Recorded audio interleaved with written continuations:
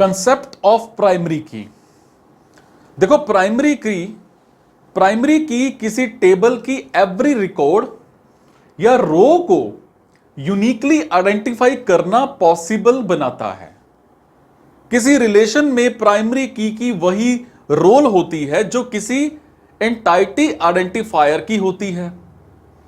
Primary की को define करके हम ये डिसाइड करते हैं कि हमने जिस छोटे से छोटे डेटा को डेटाबेस में स्टोर किया है, हम उस छोटे से छोटे डेटा के टुकड़े को भी फिर से प्राप्त कर सकेंगे।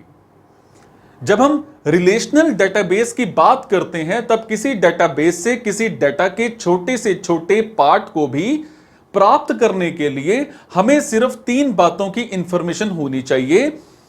उस फील्ड के नाम की जिसमें डेटा स्टोर है, उस कॉलम के नाम की जिसमें हम डेटा को प्राप्त करना चाहते हैं, और उस रो के प्राइमरी की जिसके कॉलम के डेटा को हम प्राप्त करना चाहते हैं। अगर हर रो के लिए प्राइमरी की यूनिक हो, तो हम इस बात के लिए श्योर हो सकते हैं कि हम एग्जैक्ट रो से डेटा को रिट्रीव कर सकेंगे। बट अगर हर रो यूनिक ना हो, तो हम एक से ज्यादा रोज को रिट्रीव करेंगे, जहां से यह तय करना मुश्किल हो जाएगा कि हमारा रिक्वायर्ड डेटा किस रो में है। हालांकि एक प्राइमरी की हमेशा किसी रिकॉर्ड या रो को यूनिकली आइडेंटिफाई करने के लिए डिफाइन किया जाता है। इसलिए किसी भी प्राइमरी की कॉलम को एम्प्टी नहीं छोड़ा जा सकता, या किसी प्राइमरी की फील्ड में नल स्टोर नहीं किया जा सकता। ठीक है। नल एक स्पेशल डेटाबेस मान होता है, जिसका मतलब अननोन होता है। अगर हमारे रिलेशन में सिर्फ एक ही रिकॉर्ड हो और हम प्राइमरी की फील्ड को नल कर दें, तो कोई प्रॉब्लम जनरेट नहीं होती है। लेकिन जैसे ही हम उस रिलेशन में दूसरा रिकॉर्ड एंटर करेंगे, हम प्राइमरी की फील्ड्स के यूनिकनेस की प्रॉपर्टी को खो देंगे।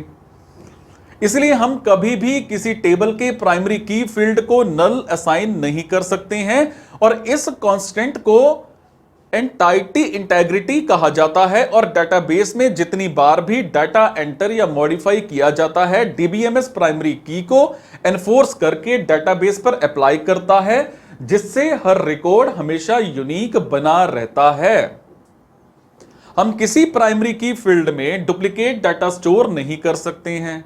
अगर हम ऐसा करने की कोशिश करते हैं, तो भी डीबीएमएस हमें ऐसा नहीं करने देता है, क्योंकि वो प्राइमरी की से कांस्टेंट को फॉलो करता है, जिससे एक कॉलम में कभी भी डुप्लीकेट वैल्यूज स्टोर नहीं हो सकती हैं।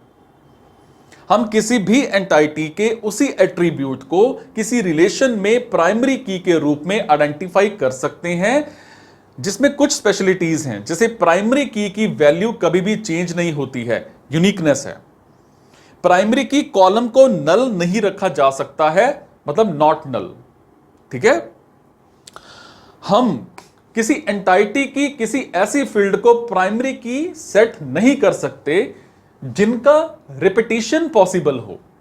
फॉर एग्जाम्पल, अगर हम किसी कस्टमर रिलेशंस में कस्टमर के नाम फील्ड को प्राइमरी की सेट कर दें, तो डीबीएमएस में एंटर किए गए नाम के एक ही पर्सन को डेटाबेस में स्टोर होने देगा, क्योंकि डीबीएमएस प्राइमरी की फील्ड में एक ही वैल्यू या रेपिटेशन नहीं करने देता है, जबकि एक ही नाम के 2 कस्टमर हो सकते हैं। इसी तरह से हम उस एट्रीब्यूट को भी प्राइमरी की सेट नहीं कर सकते हैं जो बार बार चेंज होता है। और इसी सिचुएशन में किसी एक ही एंटाइटी के एक ही इंस्टेंस को एक ही रिलेशन में एक से ज्यादा बार जो है एंटर किया जा सकता है, जिससे डेटाबेस की कंसिस्टेंसी और एक्यूरेसी प्रभावित होती है। अब आपको मैं प्राइमरी की के टाइप्स बताता हूं। देखो, किसी रिलेशनल टेबल की प्राइमरी की टेबल के एवरी रिकॉर्ड को यूनिकली आइडेंटिफाई करता है। ठीक है। प्राइमरी की 2 तरह की होती है, सिंगल प्राइमरी की और कॉम्पोजिट प्राइमरी की। सिंपल प्राइमरी की सिर्फ एक फील्ड से मिलकर बनी होती है। ठीक है, अब सिंपल प्राइमरी की, ठीक है, और कंपोजिट प्राइमरी की एक से ज्यादा फील्ड से मिलकर बनी होती है। ठीक है, प्राइमरी की यूनिक होती है, किसी भी टेबल में सिर्फ एक ही प्राइमरी की हो सकती है। यह सिंगल या मल्टी कॉलम हो सकती है। मल्टी कॉलम प्राइमरी की को हम कंपोजिट प्राइमरी की कहते हैं, और कंपोजिट प्राइमरी की में ज्यादातर 16 कॉलम हो सकते हैं। यह नल वैल्यूज को कंटेन नहीं करती है। ठीक है।